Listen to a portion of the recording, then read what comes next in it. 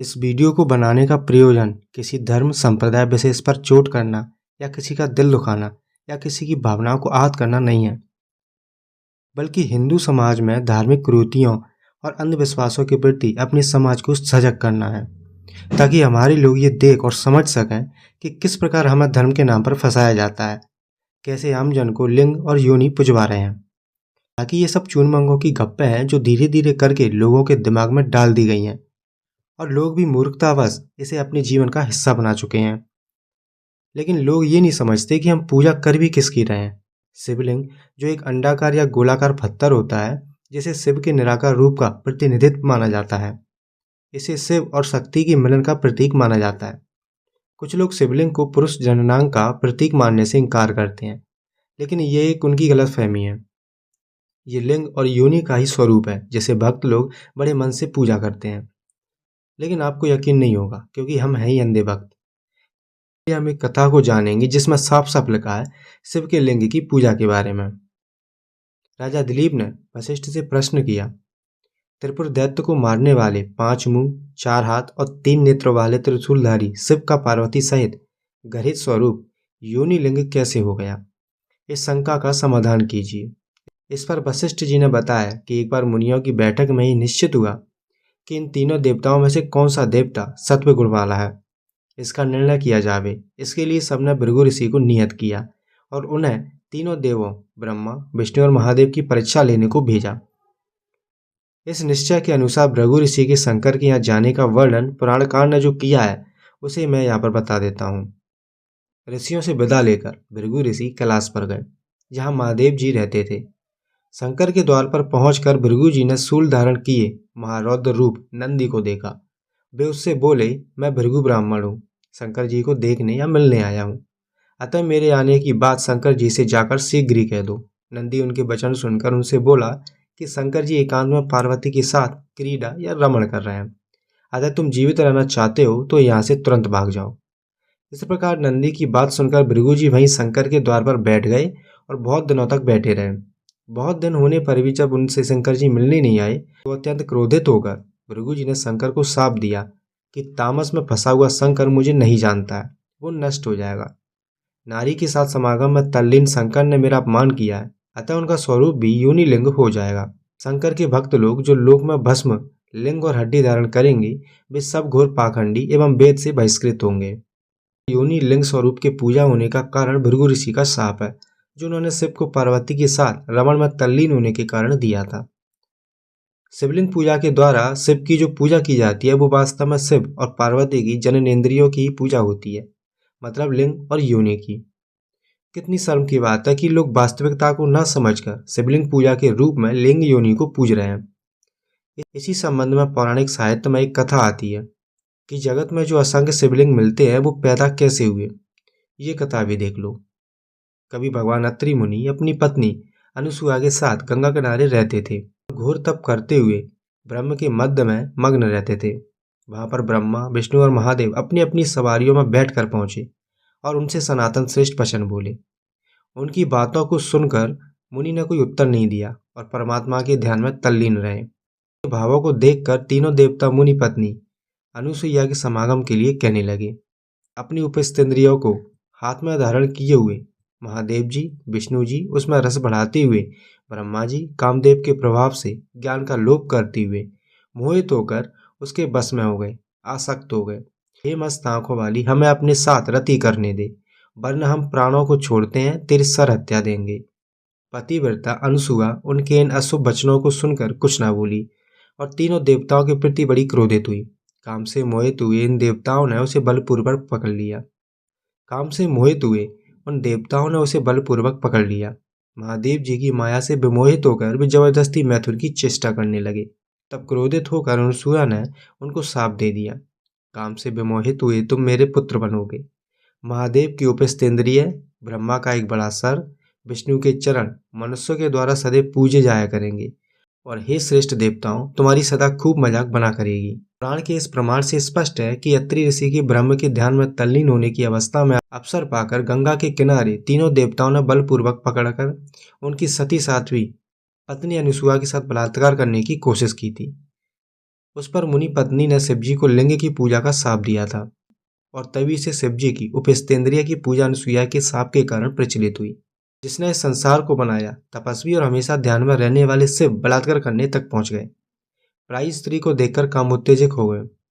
ये कैसी दुनिया के रचयिता हैं, तपस्वी हैं जो काम पीड़ित हो गए। ऐसे भगवान होते हैं क्या? भगवान ऐसी हरकतें करते हैं क्या? एक सती के साथ तीनों देवताओं की इस हरकत को कोई भी व्यक्ति कमीनी और पापपूर्ण कहे बिना नहीं रहेगा। शिवलिंग पूजा का ये भी एक रहस्य बना हुआ है। संस्कृत के प्रसिद्ध ग्रंथ शब्द कल्प द्रुमकोश चतुर्थ खंड खंड 1 में लिंग शब्द का वर्णन है। इसमें लिखा है कि सती के विवाह के बाद सब देवतागण अपने घरों को चले गए और शंकर भी अपनी चिरकाल की मनोकामना पूर्ण करने के लिए सती के साथ रमण करने के लिए अपने गृह में प्रविष्ट हो गए। उस काल में जब शंकर के साथ रमण करने से सती थक गईं, तो शिवजी से बोली, हे जगत गुरु, आपके दुस्सह बोझ को मैं सह नहीं सकती हूँ। हे जगतपते, मुझे क्षमा करो। तब महादेव जी ने बड़ी निर्दयता के साथ अपने मन को संतुष्ट करने के लिए खूब रमण किया। संपूर्ण रमण कर चुकने पर भी छोड़ी हुई सती ने उठने की इच्छा की तो दोनों का उत्तम शुक्र पृथ्वी पर गिर पड़ा और उससे जगत व्याप्त हो गया। उस वीर से तीनों लोकों में योनियां समेत शिवलिंग पैदा हो गए तथा आगे होंगे। वे योनियों सहित इसी तेज से पैदा हुए तथा होंगे। जहाँ नर उपस्तेंद्रिय होंगी, वहाँ नारी जननेन्द्रिय होंगी, वहाँ शिवलिंग अवश्य होंगे। इन दोनों के तेज से ही शिवलिंग उत्पन्न हुए हैं। इस प्रकार जगत में जो शिवलिंग मिलते हैं उनकी उत्पत्ति के संबंध में पौराणिक गप्पेकारों ने यह कथा अपने ग्रंथों में लिखकर ये बताया कि उनकी उत्पत्ति भी शिव और सती के समागम के बाद हुए शुक्र और रजपात के तेज से हुई है। शिवलिंग वास्तव में शिव की उपस्तेंद्रिय और जलरी पार्वती की जननेन्द्रिय की प्रतिमूर्ति है। भारत का कोई भी पौराणिक विद्वान इन प्रमाणों का खंडन नहीं कर सकता। जो लोग शिवलिंग को ज्योतिर्लिंग और जलरी को कारण सहित प्रकृति बता बैठते हैं, वे जनता को धोखे में डालने की बात कहते हैं। लेकिन हमारे देश में धर्म के अंधे लोग बजाय इसके कि हम इस योनि लिंग की पूजा की गंदी प्रथा को बंद करें, उसके प्रचार के लिए लगातार शिव मंदिर बनवाते आ रहे हैं। हमारे देश का करोड़ों अरबों रुपया जो शिक्षा और स्वास्थ्य आदि के कार्यों में व्यय किया जाना चाहिए था, इन मूतेंद्रियों की गंदी पूजा के लिए शानदार मंदिर बनवाने में उनके पीछे बर्बाद किया जाता रहा है। आज भी इस ज्ञान विज्ञान के युग में हमारे देश की जनता मूतेंद्रियों की पूजा उपासना करने में लगी हुई है। ये कितनी दुख की बात है। महादेव की उपस्तेंद्रिय सदा ब्रह्मचर्य में स्थिर बनी रहती है और उसको लोग पूजते हैं। महात्मा को यही प्रिय है। जो महात्मा की उपस्तेंद्रिय को पूजता है या महात्मा के शरीर को पूजता है, वो बड़ी भारी संपत्ति को पाता है। ऋषि और देवता, गंधर्व और अप्सराएं सदा उसी उपस्तेंद्रिय को पूजते हैं जो सीधा ऊपर खड़ा है। यहाँ बिल्कुल स्पष्ट शब्दों में बताया है कि शिव की उपस्तेंद्रिय ब्रह्मचर्य में स्थित है। ब्रह्मचर्य का संबंध जननेन्द्रियों के संयम द्वारा वीर्य की सुरक्षा से है। इसलिए साधारण बुद्धि वाला मनुष्य भी ये समझ सकता है कि शिवलिंग शिव की मूतेंद्रिय के अलावा और कुछ नहीं है। चलो एक प्रमाण और भी देख लेते हैं। महाभारत में ही आता है, मैंने नहीं सुना कि देवताओं ने किसी और की उपस्तेंद्रिय की पूजा की हो। महादेव को छोड़कर दूसरे किसकी उपस्तेंद्रियों की पूजा सब देवताओं ने पूर्व काल में या अब की है, कहिए। यदि आपने सुना हो जिसकी उपस्तेंद्रिय को ब्रह्मा, विष्णु और आप सब देवताओं के साथ सदा पूजते हैं, इसलिए वही इष्टतम है। जिस कारण से प्रजा पदम, चक्र या वज्र चिन्ह वाली नहीं आए, अपितु सारी प्रजा लिंग और भग चिन्ह से अंकित है, इसलिए सारी प्रजा महादेव की है। देवी ने कारण रूप भाव में भग के चिन्ह से अंकित सब स्त्रियां पैदा की हैं। जितने पुलिंग है वे सभी महादेव और जो स्त्रीलिंग है वो सभी पार्वती हैं। इन दोनों के शरीर से सारा जगत व्याप्त है। जगत में सारे ही पुरुष जो पुलिंग होने का चिन्ह धारण करते हैं, वही चिन्ह शिवलिंग है। मतलब शिवलिंग शिव जननेन्द्रियों के अलावा और कुछ नहीं है। कितने आश्चर्य की बात है कि लोग आस्था में इतने फंसे हुए हैं कि ये किसी के लिंग या योनि तक को भी पूज रहे हैं, दूध चढ़ा रहे हैं, नहला भी रहे हैं। यही नहीं बल्कि शिव के लिंग के चारों तरफ जो लाइन बनी होती है, यानी नाली सी बनी होती है, उसे जलहरी कहते हैं। ये जलहरी वास्तव में क्या है, ये बहुत कम लोग जानते हैं। धार्मिक गप्पों के अनुसार जलहरी शिवलिंग के साथ पार्वती के गुप्तांग की प्रतिमूर्ति या नकल के रूप में पूजी जाती है। यानी जो शिवलिंग के आसपास लाइनें होती हैं वो पार्वती के गुप्तांग का चित्रण है। यकीन नहीं हो रहा ना? आ जाओ शिव पुराण पढ़ लो। इसमें आया है कि पार्वती के नारी जननेन्द्रिय के आकार की शुभ जलहरी छोड़ फिर से सम्मिलित शिव उपस्तेंद्रिय को स्थापित करके फिर से उनकी पूजा करो। यहाँ उसे योनि रूप कहा गया है और पूजा भी करो ऐसा कह दिया है। अब महाभारत भी देख लो। हे देवेंद्र, सृष्टि और संहार के कारणभूत देवादिदेव शिव ने पुरुष व नारी जननेन्द्रिय से वैदिक लिंग मूर्ति धारण की है, उसे आप प्रत्यक्ष देखें। शिवलिंग की मूर्ति नर व नारी के जननेन्द्रिय की संयुक्त प्रतिमूर्ति यानी नकल है, जिसकी पूजा अन्य भक्तों को करनी है। लिंग वेदी यानी जलहरी पार्वती है और लिंग साक्षात शिव जी हैं। पूजन से दोनों का पूजन हो जाता है। शब्द कल्पद्रुम में आया है कि शिव को नाभि से युक्त लिंग महर्षियों द्वारा पूजा की जाती है। वो सभी लोगों में श्रेष्ठ होता है, विशेष रूप से उनका पूजन करना चाहिए। ये स्पष्ट है कि केवल शिवलिंग पूजने की कथा शिव की नाभियुक्त उपस्थेंद्रियों की पूजा विशेष उपयोगी है।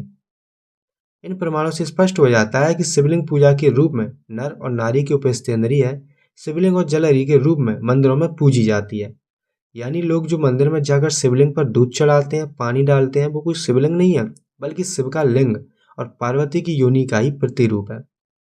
इसलिए कहता हूं कि अपने दिमाग से धर्म का चश्मा हटाकर दिमागी रूप से पंगु ना बनते हुए तार्किक बनो और इनके ग्रंथों का पोस्टमार्टम करना शुरू कर दो। समय नहीं लगेगा खुद को आजाद करने में।